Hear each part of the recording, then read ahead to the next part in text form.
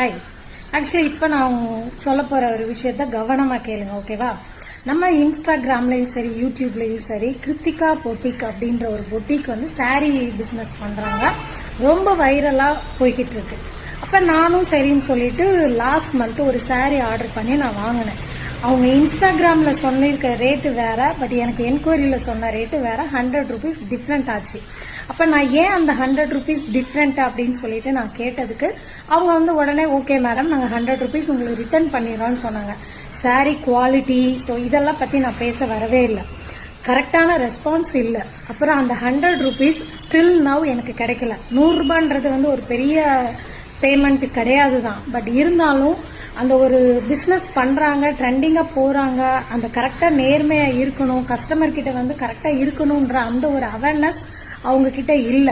So அதனால இப்ப நான் அந்த ஸ்கிரீன்ஷாட் எல்லாத்தையுமே நான் அந்த ஸ்கிரீன்ல உங்களுக்கு ஷேர் பண்றேன், நீங்க பாருங்க.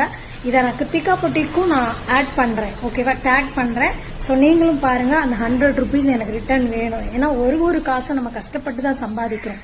ஸோ இருக்கிறவங்க ஓகே 100 ரூபாய் தானே, பெருசு இல்லை அப்படின்னு விட்டுட்டு போகலாம். பட் இல்லாதவங்களுக்கு அந்த 100 ரூபாய் எவ்வளோ பெரிய அமௌண்ட். ஸோ அதனால தான் இந்த வீடியோ போடுறேன். பட் இனிமே நான் கிருத்திகா பொட்டிக்ல பர்ச்சேஸ் பண்ணுவேன்னா கண்டிப்பா மாட்டேன். பாய்.